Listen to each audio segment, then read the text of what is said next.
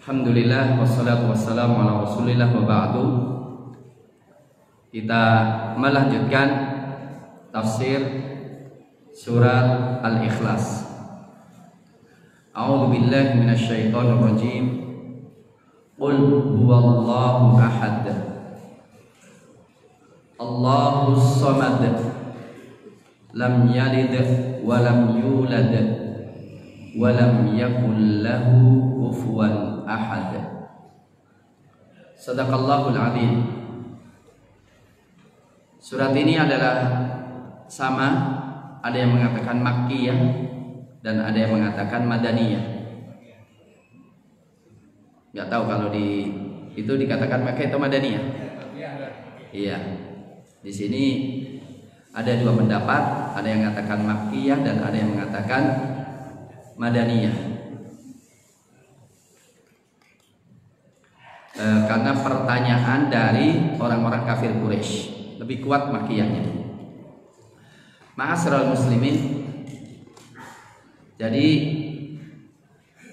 surat ini surat sangat agung. Surat sangat agung. Surat ini memberikan gambaran kepada kita tentang akidah secara jelas, gamblang. Dan saya harapkan surat ini memberikan jawaban kita, tidak usah bertele-tele dalam masalah akidah. Akidah itu tidak diperdebatkan, tapi akidah itu apa? Dipaparkan, diyakini, diamalkan. Saya mengajak kepada seluruh hadirin, jangan sekali-kali ikut debat dalam masalah akidah.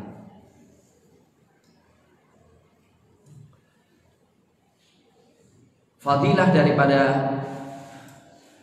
surat ini adalah beberapa riwayat dari Abi Sa'id Al-Khudri. Nabi sallallahu alaihi wasallam bersabda, "Walladzi nafsi biyadihi innaha la ta'dilu thulutsal Qur'an." Demi zat yang diriku di tangannya, sesungguhnya surat Al-Ikhlas sebanding dengan 1/3 Al-Quran. Diriwayatkan oleh Imam Muslim dari Abu Hurairah, innaha ta'dilu thulutsal Quran. Jadi insyaallah kalau kita baca 3 kali sama dengan khotam Al-Quran. Cuma jangan mengatakan biarlah aku selalu khotam setiap malam dan tidak perlu baca lagi.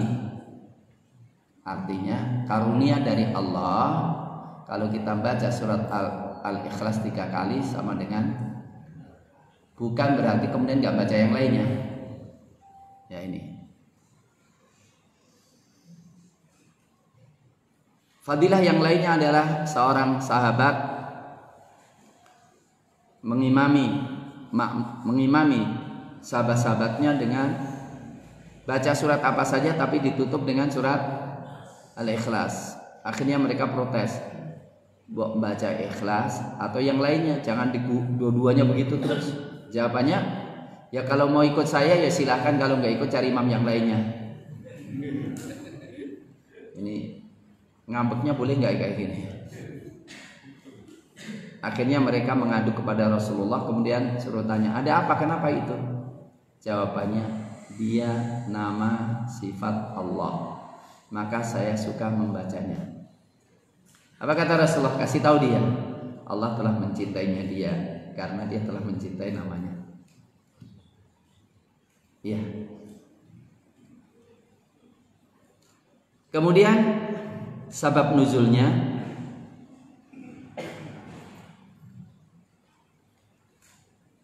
dari Amir bin Tufail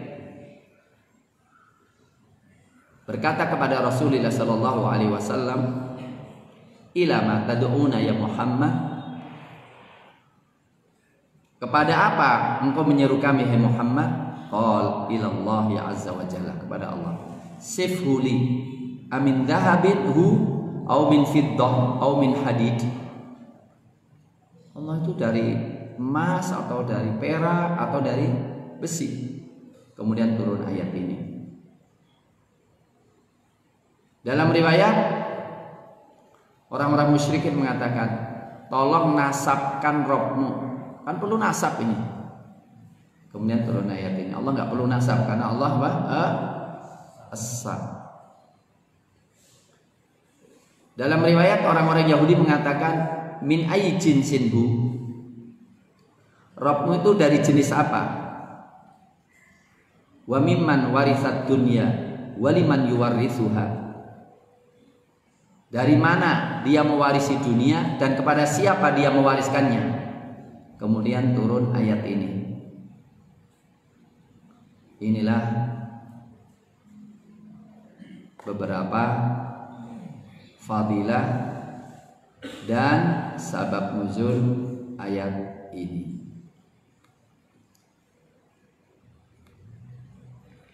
Ya. Itu tadi dari apa? Dari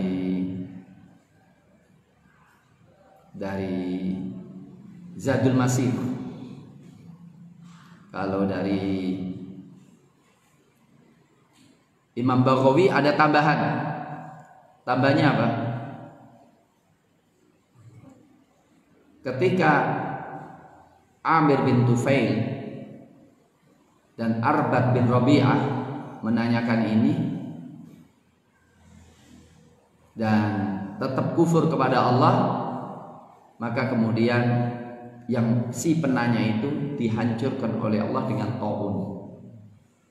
Yang satu disambar petir. Kemudian akhbar Yahudi, maka ini katakan ini apa? Imma diturunkan 2 kali atau Rasul dibimbing untuk menjawab. Mereka mengatakan orang Yahudi, pendeta-pendeta Yahudi, sif lana rabbaka ya Muhammad la'allana nu'minu bik. Tolong ceritakan kepada kami Rabbmu wahai Muhammad, barangkali kami bisa beriman kepadamu. Karena Allah telah menceritakan sifatnya dalam kitab Taurat. Tolong kasih tahu kami dari sesuatu apa? Apakah dia makan? Apakah dia minum? Dari siapa dia mewarisi? Kemudian Allah menurunkan ayat ini. Disampaikan oleh Imam At-Tabari. Baik. Ma'asyiral muslimin, hafizakumullah. Ayatnya pendek. Cuma berapa ayat? 4 ayat. Qul, katakan. Sekali lagi pernyataan itu penting. Katakan, huwallahu ahad.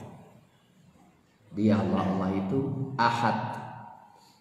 Ahad itu berbeda dengan wahid ya. Kalau wahid mungkin ada 2-nya. Kecuali dikasih keterangan. Wa ilahukum ilahu wahid, ada keterangan, tidak ada ilah selain dia. Tapi kalau kata ahad dalam bahasa kita esa, maka tidak ada 2-nya. Maka ketuhanan yang maha esa nggak ada tafsiran lain kecuali apa? Kecuali Allah. Sebab di luar Islam tidak esa, benar nggak? Benar? Kalau di luar Islam ada tambahan lagi. Tapi kalau dalam Islam, qul huwallahu ahad. Allah itu esa. Allah itu satu, tidak ada 2-nya. Mungkin orang bertanya, nggak ada 2-nya. Saya ingin tanya, kalau ada orang ngomong, Bapak-bapak tolong jawab ya. Bapak nyembah siapa? Allah. Berapa? 1. Gitu ya. Kalau ada orang ngomong nanti jawabannya gimana? Engkau cuma nyembah 1, aku nyembah 3 aja nggak kaya-kaya. Apalagi engkau nyembah 1, maka nggak kaya-kaya. Jawabannya gimana? Miskin ngono ya. Cuma 1. Lah aku telu orang kaya-kaya apalagi cuma 1. Jawabannya apa?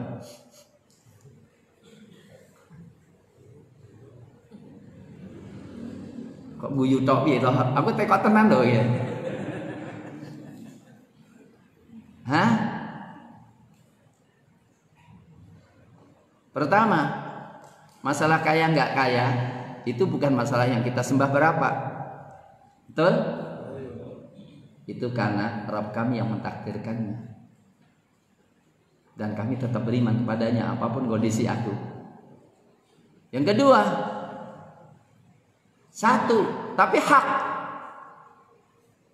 Maka kalau walaupun satu karena dia hak, kalau memang Allah mengendaki saya kaya, lah kalian tiga batil kabeh. Bisa dipahami? Maka ayat setelahnya menguatkan itu gitu loh. Qul huwallahu ahad. Siapa Allah? Yang esa itu. Allahus samad. Allahus samad. Allah itu as-samad. Perhatikan, ini tauhid luar biasa. As-samad itu artinya apa?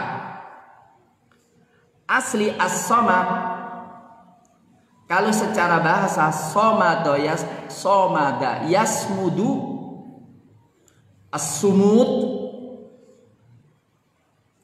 kemudian dijawakan semedi. Semedi itu dari kata, mungkin ingin ngambil kata somat itu, fokus kepada satu. As-somat itu adalah fokus. Somada yasmudu fokus kepada satu titik. Maka as-somat adalah zat yang seluruh hati manusia terpusat kepadanya. Itu dalam bahasa. Secara linguistik kata somada yasmudu, fokus, konsisten, gak bergeser. Itu namanya somat. Maka apa? Yasmudu inda syada'id, artinya orang yang konsisten, tegar di dalam segala kesulitan. Dan memang orang tidak mungkin akan tegar kecuali dengan Allah. Adapun dalam penafsiran ada yang mengatakan as-samad alladzi la ya'kul wa la yashrab. As-samad itu yang enggak makan dan enggak minum. Maka as-samad, Sa'id bin Jubair ini muridnya Ibnu Abbas, mengatakan alladzi la jawfa lahu, yang tidak ada rongganya. Ada yang mengatakan as-samad adalah tafsiran setelahnya alladzi lam yalid walam, yang tidak dilahirkan dan tidak melahirkan.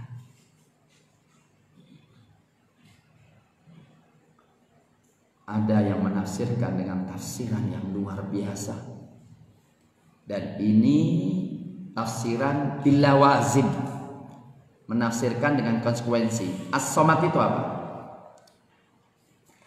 Sengaja saya menampilkan supaya bisa dilihat. As-samad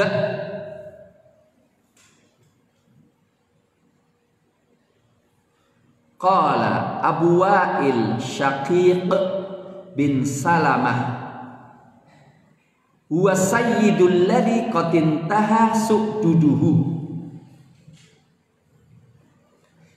As-samad adalah sayyid yang sampai pada kalimat kesayyidannya. Sayyid itu apa sih? Sayyid itu apa? Yang dituankan. Jadi sayyid yang faktor-faktor kesayyidannya itu sempurna, gak berkurang sama sekali. Artinya yang sempurna, segala sifat-sifat kesempurnaannya, itu sayyid, itu as-samad. Maka Ali bin Abi Thalhah dari Ibnu Abbas mengatakan as-sayyid alladzi qad kamula fi jami'i anwa'is su'dud. Jadi as-samad adalah as-sayyid, tuan yang telah sempurna dari seluruh sisi-sisi kesayyidannya. Sa'id bin Jubair mengatakan al-kamil fi jami'i sifatihi wa af'alihi, yaitu yang sempurna seluruh sifat-sifat dan perbuatannya. Waqila huwa sayyidul maqsud fil hawaij. Nah, ini yang saya tadi katakan ya. Jadi mohon maaf kalau saya ngomong ada dasarnya gitu ya. Cuma kadang-kadang saya sebut dasarnya, kadang-kadang enggak. Di sini apa? As-Samad, Al-Maqsud, As-Sayyid, dia adalah Tuhan. Yang Al-Maqsud, yang tertuju kepadanya. Fil hawaij, dari semua kebutuhan. Maka As-Sudi, Imam Sudi mengatakan al-maqsudu ilaihi fir raghaib, yang tertuju kepadanya semua keinginan, al-mustaghath bihi 'indal masaib, yang semua minta perlindungan kepadanya dari seluruh musibah. Maka somattu fulanan asmuduhu somdan idza qasadtuhu. Aku menuju kepada, aku mensomati, semedi kepada si fulan jika aku tertuju kepadanya. Repotnya orang semedi itu nuju kepada siapa, itu yang jadi masalah. Loh kok diem, gak kemana-mana sehari 10, sehari 2 hari sampai 40 hari, itu semedi pada siapa itu? Kalau semedinya orang beriman, kalau mau semedi ya sholat itu kan. Tapi kalau berhari-hari, berbulan-bulan itu semedi apa itu? Bukan masalah semedinya, tapi semedi itu kadang kepada siapa? Kesyirikan-kesyirikan itu jadi masalahnya itu ya. Tapi kalau Anda semedi dari arti somad, ya semedinya kita as-somad itu hanya kepada Allah Subhanahu wa ta'ala, dengan ajaran yang Allah ajarkan, yaitu sholat, karena sholat tertuju kepada Allah. Oke, Allahus Samad, Allah memerintahkan kita untuk meyakininya. Allah memerintahkan kita untuk merasakan dalam diri kita. Kalau kita pas dapat musibah, hati kita tertuju kepada siapa? Gak ada duit, tertuju kepada apa? Kepada Allah atau kepada duit? Kepada Allah atau kepada orang yang bisa minjem duit? Oke, kalau kita sakit, hati kita tertuju kepada siapa? Yang ngobati? Yang ngobati dokter atau Allah? Benar?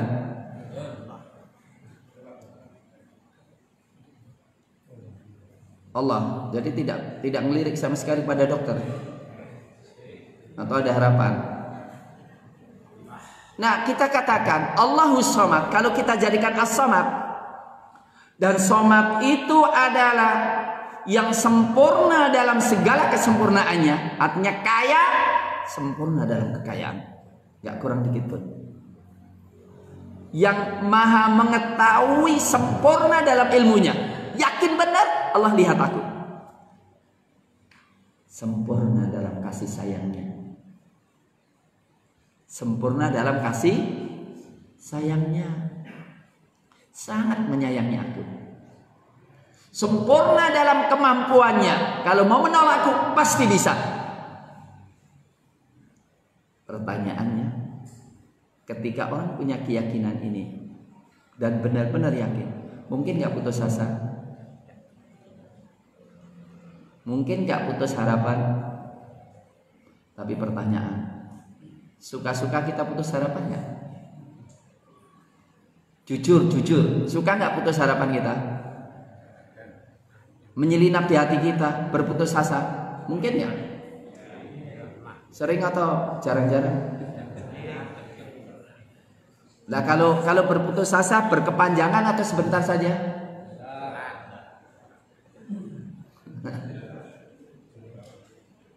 Orang yang meyakini ini merana nggak kira-kira? Merana nggak? Nggak mungkin.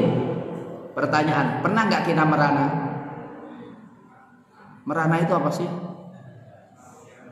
Merana itu apa sih? Ngenes itu apa sih? Loh, kita ngaji ini ingin menyelesaikan masalah di lapangan gitu loh. Iya? Saya tekankan sedikit ini karena ingin menyelesaikan masalah, benar gak? Ini benar-benar menyelesaikan masalah tanpa masalah. Jangan kayak penggadean. Itu menyelesaikan masalah dengan numpuk masalah. Saya katakan merana sering menyelinap dalam hati kita. Kenapa kita merana? Kenapa kita ngenes? Kenapa juga? Karena merasa tipis harapan untuk diselesaikan. Betul? Kenapa kita merana? Karena kita merasa Allah nggak nolong kita. Orang yang kita cintai kayak menelantarkan aku. Aku cintai dia, tapi betapa sering dia mengecewakan aku. Setelah itu ku tak dapat harapan. Ibuku sudah sepuh, bapakku udah meninggal dunia, saudara-saudaraku nasibnya sama dengan aku. Suamiku yang kuharapkan kok sering mencuekin aku sehingga merana. Betul? Kira-kira ibu-ibu ada yang gitu nggak? Ibu-ibu ada yang gitu nggak? Apa jawabnya? Karena belum belajar Allahus Somad. Betul? Bapak-bapak yang kerja kadang-kadang suka merasa didolimi oleh atasannya, nggak keluar, terdolimi terus. Kalau keluar cari kerjaan di mana? Atau sudah terlanjur keluar kemudian cari kerjaan sedisi nggak dapat, akhirnya merana, nelongso, berkepanjangan. Ada yang gitu? Ada, berarti belum kenal As-Somad. Orang yang kenal As-Somad haram ada perasaan di dalam hatinya merana. Mohon maaf ibu-ibu, jangan curiga kepada saya kalau saya katakan aku tidak mau merana dan tidak ingin merana dan tidak akan merana. Enak ya, bahagia sendiri, nggak menyertakan orang lain. Saya katakan ini saya buka pintu lebar-lebar. Bahkan wajib kita mengatakan Allahus Somad. Betul? Saya katakan iman kepada Allah Somad wajib nggak? Wajib nggak? Kalau wajib, lawannya haram nggak? Ya Allah, sampean itu piye toh? Meyakini Allah As-Somad wajib nggak? Lawannya? Yang kenceng itu haram, betul nggak? Maka orang yang merana itu berbuat dosa besar itu. Saya katakan, Allah sempurna, kaya paling kaya. Ya, ngasih bisa ngasih, sayangnya luar biasa kepada kita. Lah kok kita merana? Kira-kira Allah tersinggung nggak gitu? Hah? Kalau Allah melihat hati kita merana, itu kira-kira Allah murka nggak? Bu, Allah murka nggak bu? Murka. Untuk itu mulai hari ini bu ya, apapun kondisi ibu, ku harapkan ibu tidak merana lagi. Iya, ibu jangan gadaikan ibu kepada suami. Kalau kurang perhatian dari suami nggak usah merana. Atau diancam, ada seorang laki-laki ngancam istrinya, ku tutup seluruh pintu kebahagiaanmu. Jawaban istri, kalau engkau membawa kunci kebahagiaanku, niscaya engkau bukan suamiku tapi Tuhanku. Tapi engkau hanya sekedar suami, sementara Tuhanku Allah, Rabbku Allah, yang kasih bahagia Allah. Terserah apa yang kau katakan, yang penting aku hamba Allah Subhanahu wa ta'ala yang tidak pernah mendapatkan pintu tertutup untuk mendapatkan kebahagiaan. Betul? Dari itu bapak biar gak kurang ajar sama ibunya. Ini tafsir bukan ini? Ini termasuk tafsir nggak ini kamu? Jangan-jangan udah keluar dari pintu tafsirnya. Itulah mana tafsir, ya. Jadi saya cuma ingin katakan kata As-Somad jadi kunci bapak untuk bahagia selamanya. Bagi saya terus terang mohon maaf, haram menyelinap dalam hatiku keputusasaan. Haram dalam hatiku merasa merana. Merana itu apa? Gak kasih jabatan merana, gak kasih perhatian merana, Gak dikasih bonus, merana. Ada nggak gitu? Semua dikasih bonus, aku nggak dikasih bonus. Walaupun bonusnya nggak seberapa, tapi karena merasa nggak dikasih sendiri, merana, berkepanjangan, ngambek lagi. Ada nggak? Orang yang merana itu karena nggak merasa dapat perhatian. Coba kalau sudah mendapatkan perhatian Allah, perlu merana? Nggak ada sama sekali. Ini pelajaran terbesar yang perlu kita pelajari dari tafsir ini. Betul? Maka doa Allahus Samad terus terang saya selalu gunakan. Karena kata As-Samad itu nama jika kita sebut pasti dikabulkan. Maka ada beberapa doa dengan menyebut nama-nama Allah, kata Nabi, dia telah berdoa dengan nama yang jika disebut pasti dikabulkan. Allahumma inni as'aluka bi anna nashhadu annaka antallah la ilaha illa anta al-ahadus samadu lam yalid wa lam yulad wa lam yakul lahu kufuwan ahad. Itu doa itu. Kalau doa gitu wallahi cespleng. Terus terang saya sendiri merasakan kalau saya sudah mentok pada doa itu cespleng luar biasa. Allahumma inni as'aluka bi annaka alhamda la ilaha illa antal hannanul mannan badi'us samawati wal ardi dzal jalali wal ikram. Kayak begitu tuh penting untuk kita ini kan. Baik. Nah, berikutnya adalah penyempurna Allah yang As-Samad itu. Yang paling sempurna segala-galanya. Pastilah tidak perlu butuh yang lain, betul? Maka lam yalid wa lam yulad. Allah tidak melahirkan. Allah tidak punya anak. Wa lam yulad dan tidak diperanakkan. Kenapa? Karena manusia dalam satu sisi punya anak itu sempurna, betul nggak? Kalau orang punya anak sempurna ya, manusia. Tapi sisi lain punya anak itu kekurangan. Kenapa? Kenapa kita punya anak? Karena kita tahu kita akan mati. Maka perlu ada yang melanjutkan misi kita. Betul? Jadi kalau kita punya anak tandanya kita mau mati. Dan kita semuanya potensi punya anak. Maka berarti kita semuanya mati. Dan dia tidak diperanakkan. Karena memang gak butuh yang lainnya. Karena apa? Ketika diperanakkan, maka berarti apa? Dia berarti tidak sempurna. Sementara Allah sempurna, maka tidak perlu anak dan tidak perlu bapak. Maka caci makian perlu kita perhatikan. Caci makian terhadap Allah kalau orang menisbahkan anak orang tua kepada Allah. Betul? Punya anak, punya bapak. Bagi Allah cacat enggak? Cacat enggak? Cacat. Maka subhanahu, ya, kata subhanahu. Wa qalu takhadallahu wala subhanahu. Ya. Ballahu ma fis samawati wa ma fil ardh. Mereka mengatakan Allah punya anak, subhanallah. Maha suci Allah, betul? Jadi apa? Dalam hadis dikatakan syatamani abdi wa laysa lahu ayyashtumani. Perhatikan. Ini ada kaitan dengan kehidupan kita sehari-hari ini. Allah mengatakan syatamani abdi wa laysa lahu ayyashtumani. Hamba-hambaku itu nyaci maki aku tiap hari dan enggak pantas dia nyaci maki aku. Wa kadzdzabani 'abdi wa laysa lahu ayyukadzibani. Hamba-hambaku ini mendustakan aku dan tidak pantas dia mendustakan aku. Adapun caci makiannya, dia mengatakan aku punya istri, aku punya anak, padahal aku tidak punya istri, tidak punya anak.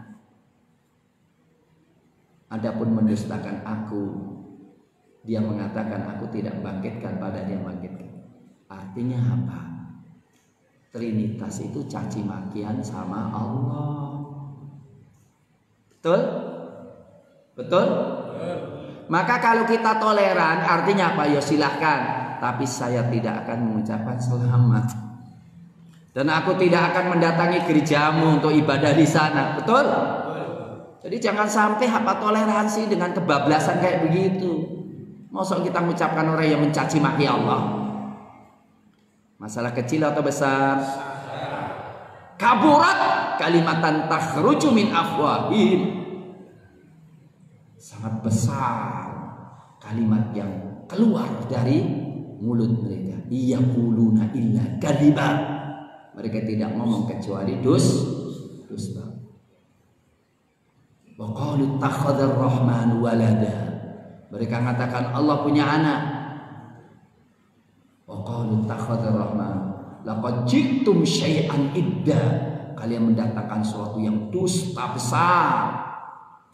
Takadus samawati yatafattar. Langit hampir runtuh.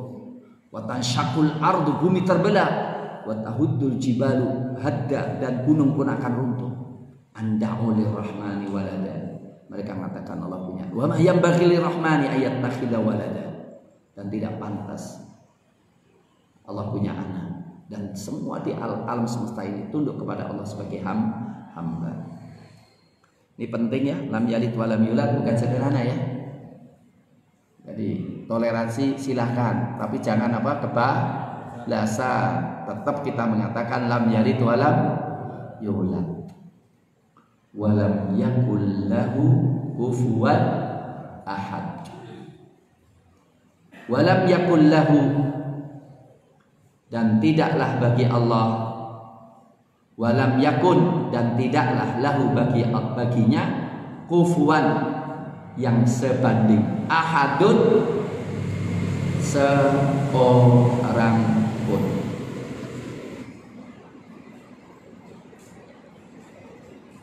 Kufuan, apa kufuan? Ada kufuan.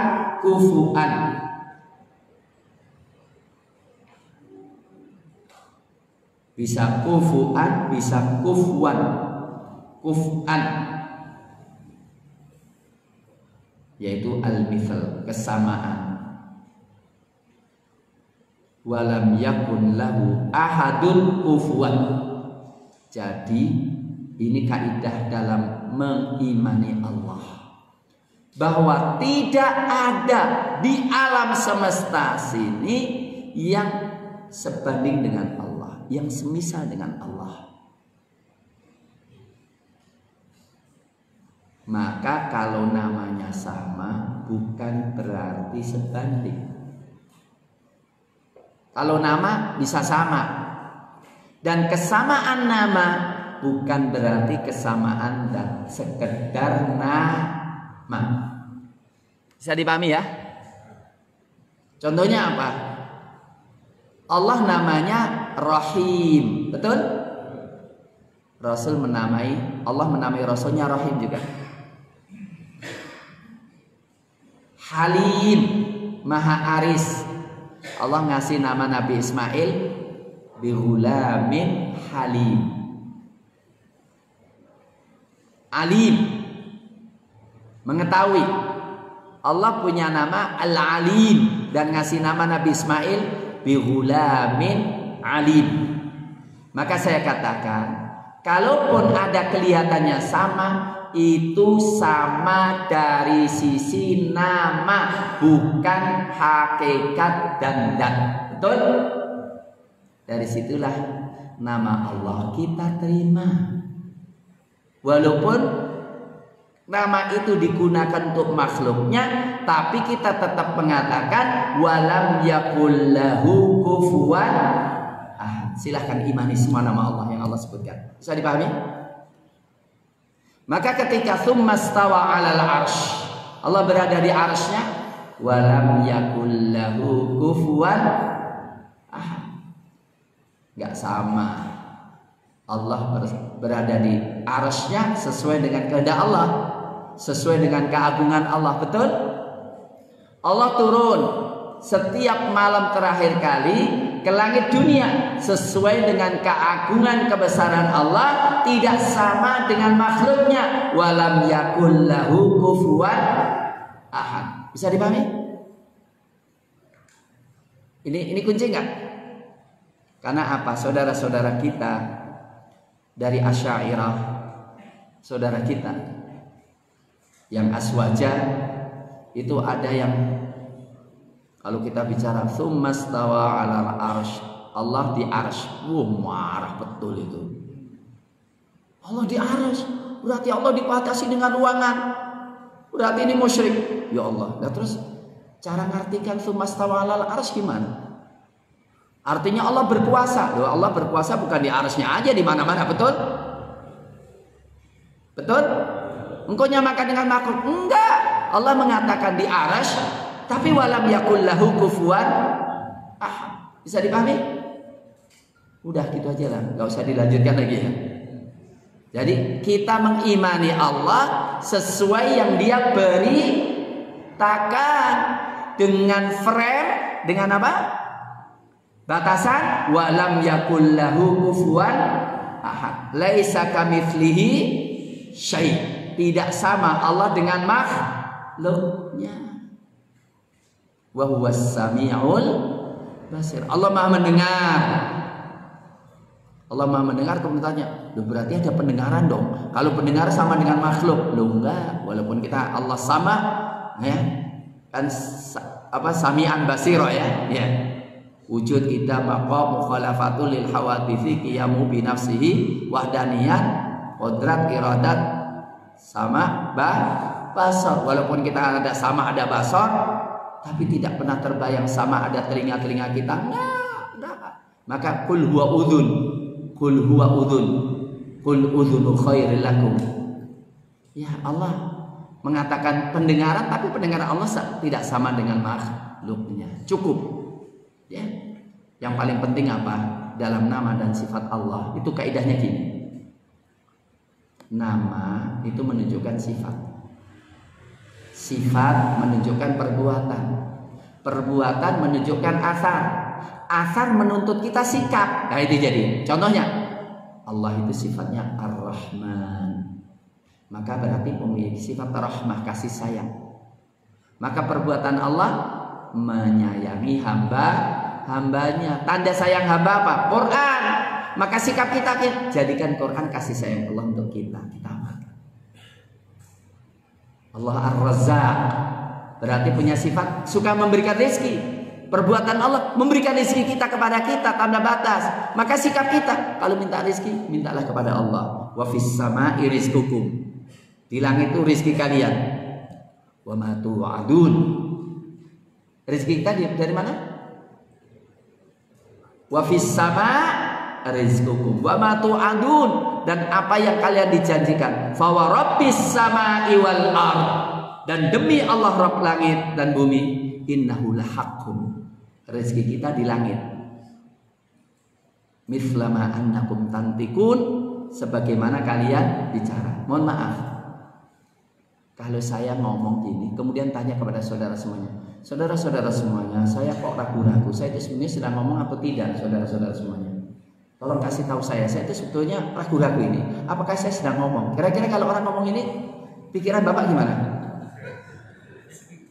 Sinting orang ini, benar ya? Benar. Jadi gini, orang yang sedang ngomong kok ragu-ragu kalau dia ngomong, sinting. Anda meyakini kalau sedang ngomong, Anda ngomong, betul? Maka Anda harus meyakini ketika Anda sedang ngomong, Anda yakin kalau Anda sedang ngomong, seperti mestinya Anda meyakini rezeki Anda itu ada di langit sana. Jadi rezeki Anda itu bukan dari pondok, benar nggak? Maka kalau pondok Anda katakan ancam, awas, Anda nggak macam-macam keluarkan, Anda senyum. Anda mau mengeluarkan apa? Kenapa? Oh, Anda ingin nahan rezekiku. Bodoh itu namanya, itu syirik itu namanya. Rezeki itu dari Allah, bukan dari pondok, betul nggak? Maka orang bilang, yang gaji itu siapa? Itu menteri itu kan. Lah, kok Anda sudah ngangkat diri Anda sebagai Tuhan, Tuhan Anda sebagai Tuhan, nggak tahu rezekiku dari langit sana. Dan saya tidak akan bergeser dari prinsipku. Begitu, betul? Kok udah capek kelihatannya semuanya deh. Udah capek. Katanya 8 jam baru 3 jam ya udah. Oke ya. Jadi lam yalid wa lam yulad wa lam yakul lahu kufuwan. Untuk itu apa? Allah tidak boleh dibayangkan. Ini penting. Allah tidak boleh dibayangkan. Karena apa? Ketika kita membayangkan tentang Allah, pasti makhluk, benar gak? Karena kalau kita membayangkan Allah, pasti kita membayangkan sesuatu yang pernah kita lihat. Maka tidak boleh ditanya seperti apa, betul nggak? Maka tepatlah ulama-ulama salaf, ini bukan Wahabi loh, dan bukan Salafi dalam arti Salafi yang kelompok Salafi, tapi ini akidahnya salaf.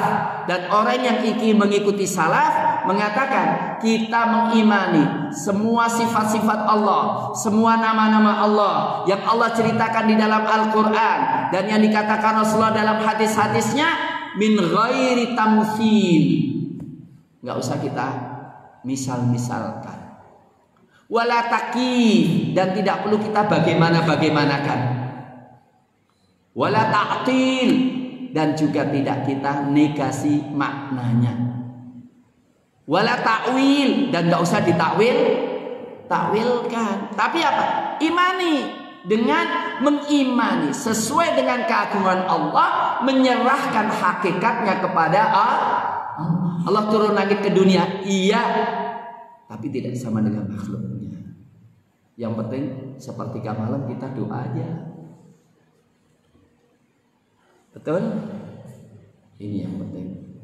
Dari sinilah selesai penafsiran surat Al-Ikhlas. Sederhana ya, tapi maknanya luar biasa. Jadi nanti kalau ada yang nelongso, omongan saya apa? Sampean nelongso, ada apa ente dengan qul huwallahu ahad? Kalau ada di antara kita sering kecewa kan apa? Mengharapkan manusia, benar nggak? Jadi kalau kita suka mengharapkan manusia, tergantung pada manusia. Ada apa engkau dengan qul huwallahu ahad? Ulama dulu mengatakan, ada apa engkau dengan kekasihmu? Jadi ketika orang sudah mulai mengadu kepada manusia, ada apa dengan kekasihmu yang selalu memanggilmu dan ingin melindungimu, memberikan apa yang kau inginkan dan tidak pernah melewatkan engkau. Begitu, sehingga apa? Kita jadi orang kuat, benar kan? Maka kalaupun Ustadz Alfian Tanjung cerita komunis sudah menguasai Indonesia, Ustadz Andria juga mengatakan komunis sudah menguasai semuanya, jawaban kita apa? Memang Allah menguji kita dengan musuh yang di luar kekuatan kita, tapi kita tidak akan pernah menyerah dan tidak pernah akan lemah, karena Allah hanya ingin menguji seberapa jauh kita berlindung kepada Allah dan berjuang di jalannya. Karena apa? Sehebat apapun musuh kita, kalau Allah menghendaki untuk menggerakkan kita berjihad, sangat mudah bagi Allah untuk menghancurkan semua kekuatan yang menghalangnya. Betul? Jadi kalau yang nggak mau berjihad lagi, nggak mau berjuang lagi, berarti lupa qul huwallahu ahadnya. Ya. Jadi setelah qul huwallahu ahad itu harus berjuang, benar nggak? Jadi kalau yang nggak berjuang takut-takut, berarti lupa qul huwallahu ahadnya itu. Oke, selesai. Kita pindah kepada surat berikutnya, yaitu surat Al-Masad. Betul? Ya kan naiknya begitu, turun dulu dong. Urutannya kan surat Masad kan, baru naik lagi. Atau ke samping Al-Kafirun. Udah turun dulu ya. Al-Masad.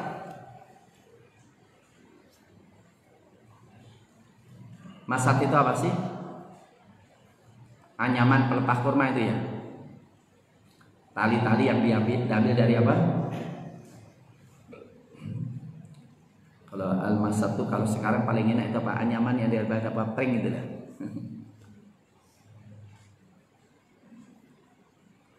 Al-Masad itu Makkiyah. Ya. Surat Makkiyah.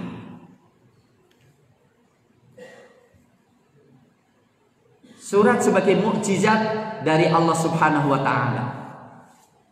Jadi ada orang masuk Islam gara-gara surat Al-Masad.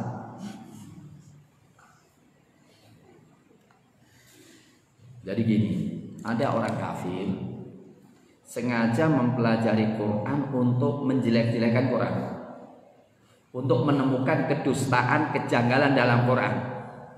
Setelah itu dia pelajari, terkaget-kaget dia. Muhammad, kan menurut dia Muhammad tuh rivalnya Isa gitu loh. Saya cari kata-kata Isa loh kok banyak banget. Saya cari ibunya Nabi Isa loh kok banyak banget cerita Maryam. Giliran cari ibunya Muhammad kok nggak dapat dalam Quran. Saya cari paman-pamannya Isa banyak. Lah kalau saya cari pamannya Muhammad ada satu malah dicaci maki lagi. Karena Abu Lahab pamannya Nabi Muhammad. Yang satu dapat Abu Thalib malah nggak beriman. Waduh, ini kan berarti kejujuran yang paling klimaks ini. Gara-gara itu masuk Islam. Ini pikiran cerdas nggak? Pikiran cerdas nggak? Orang kafir masuk Islam gara-gara gitu. Masa kita nggak ngambil pelajaran Al-Masad? Terlalu deh. Udah banyak sering kan kita baca surat Al-Masad ya. Tapi kenapa kita nggak ngambil pelajaran? Orang kafir aja ngambil pelajaran kok. Oke. Allah Ta'ala, a'udzu billahi minasyaitonir rajim. Masih semangat ya? Alhamdulillah. Jadi kadang-kadang nggak kelihatan wajahnya itu, semangat nggak itu. Kadang-kadang nggak, maka perlu ditanya. Tabbat, celakalah. Yada Abi Lahab, kedua tangan Abu Lahab, watab dan celakalah. Ma'aghna, tidaklah menyelamatkan. Maluhu, hartanya. Wama kasab, dan apa yang dia usahakan. Saya selam, dia akan masuk neraka. Dzata lahab, yang memiliki nyala-nyala. Wa imra'atuhu, dan istrinya hammalatal hatab, membawa bahan bakar. Fi jidiha, di lehernya, hablun, tali, mim masad, dari anyaman. Ma'asyiral muslimin, hafizakumullah. Tadi saya bilang surat ini kok mukjizat Nabi itu gimana sih? Saya katakan mukjizat Nabi salah satunya karena apa? Menyebabkan orang kafir masuk Islam. Tapi letak kemukjizatnya di mana? Sebelum saya ngomong mungkin barangkali hadirin ada yang bisa tahu. Kok tabat yada bila biwatab kok jadi mukjizat, itu mukjizatnya di mana?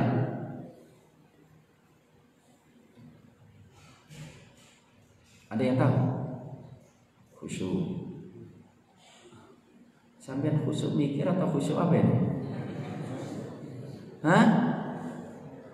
Kemukjizatannya itu ada dalam firman Allah, saya selana talahab. Loh kok saya selana talahab jadi mukjizat itu gimana? Ceritanya gini loh. Kan perang itu siasat, bener gak? Saya ingin tanya, Abu Lahab ingin gak bahwa Muhammad didustakan? Ingin gak? Ingin banget, bener? Ketika Allah mengatakan saya selana talahab, supaya Muhammad didustakan, caranya gimana?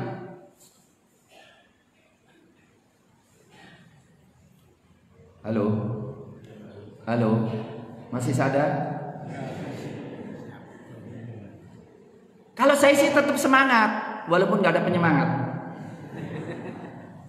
Tapi kelihatannya pendengaran itu, ya saya tahu Pak, yang dengarkan itu lebih berat daripada yang ngomong.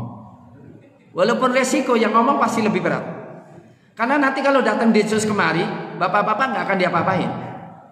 Bapak-bapak tinggal ngomong, yang ditangkap yang ngomong, jangan yang dengerin. Apa dosa yang dengerin kan gitu kan? Cuma beban dengerin itu lebih berat daripada beban ngomong, bener nggak? Ngomong juga capek, tapi lebih capek dengerin, bener nggak? Buktinya banyak yang ngantuk. Cuma ngantuk itu memang ada 3. Ngantuk dari Allah karena semalaman ngantuk dari Allah dalam perang. Dari perang itu kemudian ngantuk belier tapi seger, itu ngantuk dari Allah. Ada ngantuk wajar karena apa? Semalaman tidur nggak tidur, jam 2 jam 3 baru tidur. Sekarang di sini ngantuk wajar banget. Tapi ada yang ngantuk itu dari setan. Sebetulnya ya nggak malam-malam bener gitu ya. Tadi pagi juga sebenarnya udah tidur gitu ya. Tapi di sini kok ngantuk. Tapi setelah subhanallah bihamdi kok segar lagi, itu dari setan tuh. Tapi insya Allah nggak ada Pak, nggak ada yang ngantuk, alhamdulillah. Saya katakan, kenapa Abu Lahab tidak berpikir untuk masuk Islam? Minimal kan pura-pura. Dia kan bisa ngomong nih, Muhammad ini dusta ini. Buktinya apa? Dia kan ngomong, saya selana, aku masuk Islam. Kalau aku masuk Islam kan berarti kalau Islam kan masuk surga kan? Jadi kalau Abu Lahab pura-pura masuk Islam, diem aja begitu, aku masuk Islam, itu selesai itu Quran itu. Betul? Betul? Kenapa Abu Lahab gak berpikir masuk Islam sampai mati? Pada 10 tahun loh. Masa menemukan strategi 10 tahun gak bisa? Bisa dipahami? Ya ini. Jadi tabbat yada abi lahabi wa tab. Ma'asyiral muslimin, hafizakumullah. Jadi kalau kita lama banget gitu gimana caranya nih? Sudahlah, bismillah. Dapatnya berapa nggak ada masalah ya. Kalau mau sempurna nggak apa-apa sampai besok. Minimal sampai jam 12 malam. Siap saya. Sebab nuzul ayat ini adalah Rasulullah SAW setelah mendapatkan perintah untuk berdakwah kepada keluarganya, wa anzir ashiratakal aqrabin, Rasulullah sallallahu alaihi wasallam memanggil, mengumpulkan. Rasulullah naik ke Gunung Sofa, kemudian mengatakan ya Sobah, ya Sobah. Maka orang-orang Quraisy datang, semuanya datang. Kemudian mana? Ada apa engkau?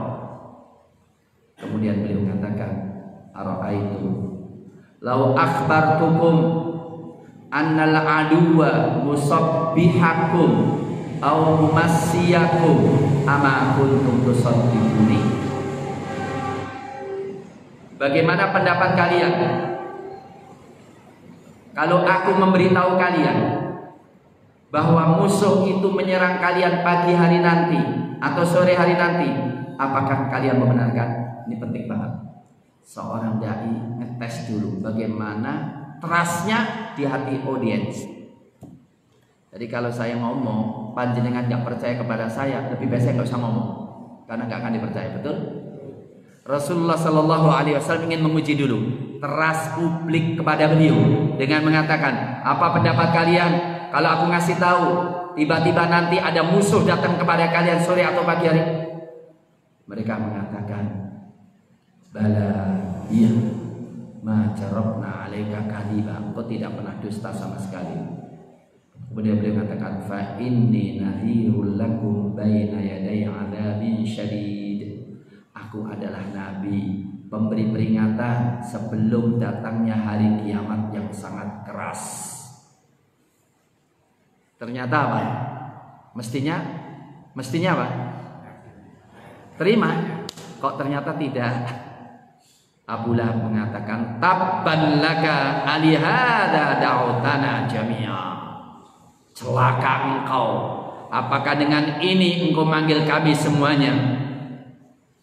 Rasul tidak jawab. Ya sudah. Tapi Allah yang langsung menjawab. Betul? Ingat, lebih bagus itu yang jawab Allah atau kita? Ini satu faedah. Satu faedah. Dan saya ingatkan diri saya, kalau kita dicaci maki orang, lebih baik kita diam. Biar Allah yang jawab. Maka ketika Rasulullah dengan Abu Bakar, Rasulullah dicaci maki, pertama Abu Bakar diam. Tapi ketika Abu Bakar jawab, Rasul bilang, tadi sebetulnya ada yang balas selain engkau. Tapi karena engkau balas, sudah hilang dia.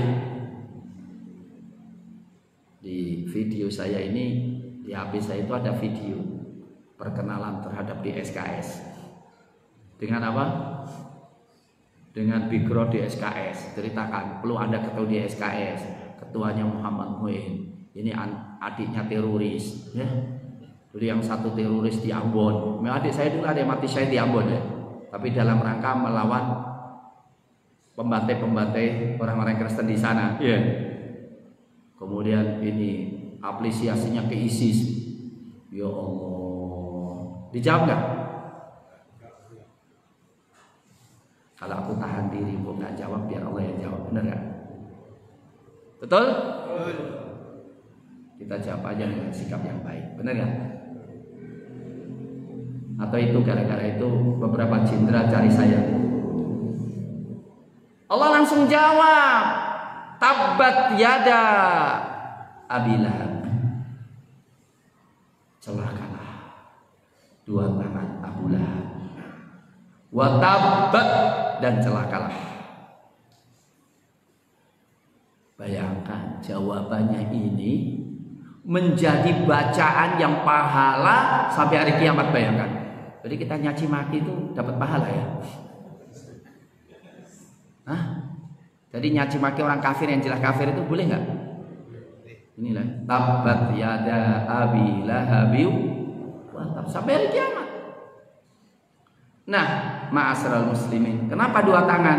Ya simbol semua usaha ada di dua tangan. Ya dikatakan yadun itu dikatakan yadud dahr, yadul roya, yadul balaya. Siapa dia? Abu Lahab. Jadi sebetulnya Abu Lahab ini adalah julukan, ya. Abu Lahab ini adalah julukan. Qala Muqatil, Abu Lahab huwa ibnu Abdul Muthalib amun Nabi, ismu Abdul Uzza. Namanya Abdul Uzza. Uzza itu berhala, hambanya berhala. Kunya bi Abi Lahab li husni wa isyraqi wajhihi. Abu Lahab itu sebetulnya aslinya dikasih nama Abu Lahab. Ini benar. Jadi konotasi itu bisa bergeser. Aslinya kata Abu Lahab itu bukan apa? Bukan Quran yang kasih nama, itu kasih kunyah, julukan. Dia sudah punya julukan. Julukan memang Abu Lahab. Abu Lahab itu karena apa? Wajahnya berceria-ceria gitu, ya. Wajahnya memerah, wajahnya bersinar. Tapi kemudian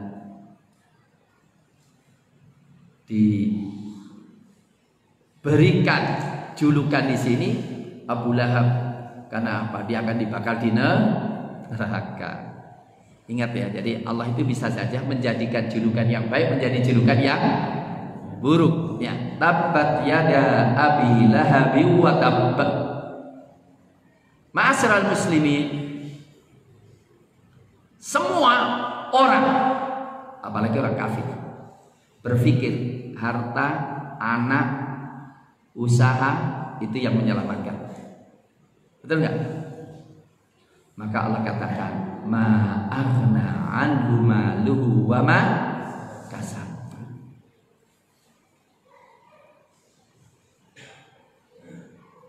Tidaklah berguna harta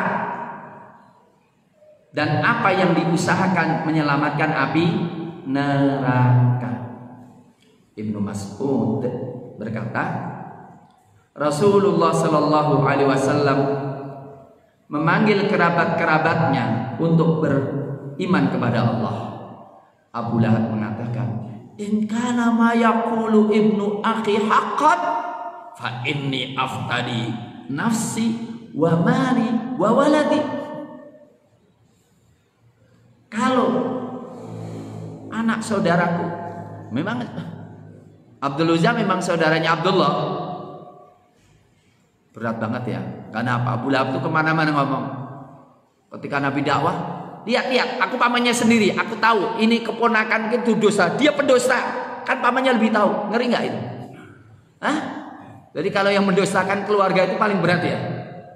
Maka kalau kita ingin dakwah itu pertama keluarga kita harus dukung kita gitu. Tapi kalau keluarga kita nggak dukung repot banget itu. Lah ini Abu Lahab itu ngomong-ngomong gitu, tenang, sudah jangan dengerin, aku pamannya sendiri. Dia memang anak kurang ajar gitu. Ya Allah.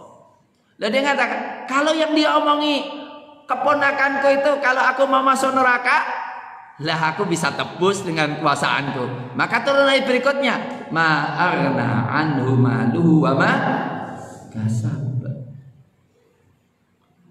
Kasab itu apa ya? Termasuk anaknya. Sayasla naran dzata lahab. Sayasla, dia akan masuk naron, api, dzata lahab, yang menyala-nyala. Jadi ini adalah berita kalau Abu Lahab ahli neraka, gitu. Jadi kita nggak boleh memvonis orang neraka atau surga kecuali ada dalilnya. Dan ada dalilnya bahwa Abu Lahab ahli neraka. Dan sebagai bukti kemukjizatan Nabi Sallallahu Alaihi Wasallam. Wa imra'atuhu, dan istrinya, ya Allah, istri diikut-ikutkan lagi. Hammalatal hatab, pembawa bahan bakar. Ya Allah, satu keluarga disebut suami istri. Ternyata ada model keluarga Abu Lahab. Na'udzubillah min dzalik. Jadilah keluarga Ibrahim, jangan keluarga Abu Lahab. Wa imra'atuhu, istrinya itu Ummu Jamil binti Harb bin Umayyah, saudara perempuannya Abu Sufyan. Hammalatal hatab. Apa kok hammalatal hatab? Kaitannya dengan apa? Penafsirannya banyak. Penafsiran pertama, Ad-Dhahak mengatakan istrinya itu memang suka bawa duri untuk dilemparkan di jalannya yang dilalui Rasulullah Sallallahu Alaihi Wasallam. Itu pertama. Jadi Ummu Jamil ini secara fisik ingin mencelakakan Nabi, dan ini perlu. Kalau ini cerita ke Quran juga ada. Kalau di di Indonesia ini suka apa? Begal paku. Ada paku kemudian dikasih daun lewat supaya kena, nanti kemudian turun dia habisin. Hati-hati itu ya. Ini juga kita perlu ngambil pelajaran ya. Jadi kalau ada kita lewat kok ada daun, jangan gitu ya. Mungkin barangkali situ ada apa? Pakunya. Ya. Hammalatal hatab, ada yang katakan dia yang selalu memprovokasi orang untuk memusuhi Nabi. Al-hatab. Jadi salah satu peran daripada istrinya adalah memusuhi Rasulullah dengan membuat permusuhan, memprovokasi masyarakat. Banyak yang provokasi ini. Nah ini kan banyak orang memprovokasi orang untuk memusuhi para doa. Nah juga kalau hammalatal hatab, ada yang mengatakan bahwa dia akan membawa kayu bakar di neraka untuk membakar dirinya. Memberikan gambaran bagaimana hinanya seorang perempuan memikul kayu bakar untuk membakar dirinya karena konspirasi dengan suaminya, atau membakar kayu bakar untuk bikin permusuhan. dan akhirnya dia akan masuk ke neraka. Fi jidiha, jid itu apa? Leher. Hablun itu tali. Mim masad. Masad ini ada yang mengatakan silsilatun min hadid, rantai dari besi yang panjangnya 10 dhira', yang masuk dari perut mulutnya keluar dari tubuhnya. Ada masad, itu ada anyaman, anyaman dari besi. Ada yang mengatakan anyaman dari pelepah kurma. Ada yang mengatakan ini Syekh Imam Baghawi tatkala dia berjalan membawa kayu, kecapean, kemudian duduk,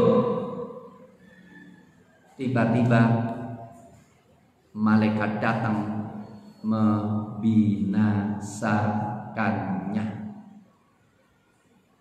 Ya.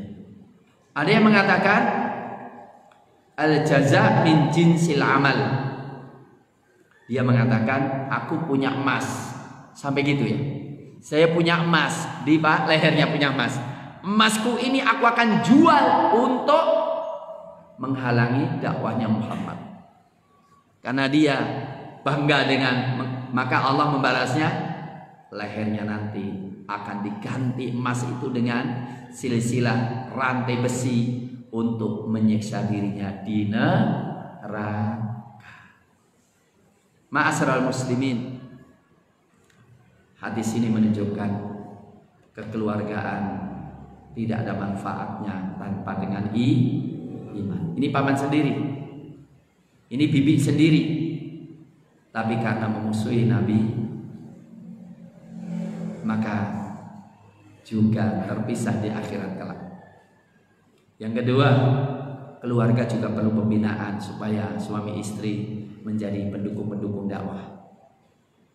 Ya. Ketiga, ya, kadang-kadang bisa terjadi keluarga malah bekerja sama dalam kejahatan.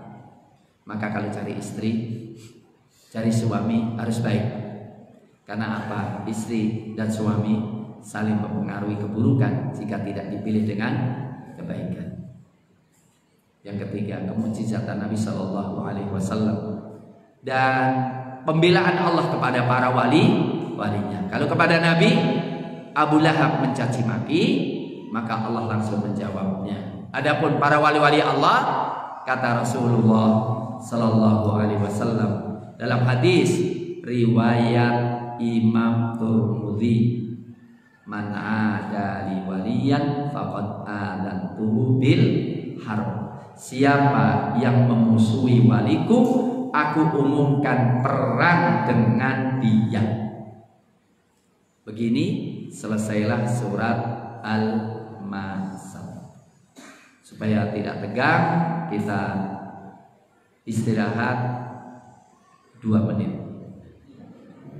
Subhanakallahumma bihamdika asyhadu an la ilaha illa anta astaghfiruka wa atubu ilaik. Walhamdulillahi rabbil alamin.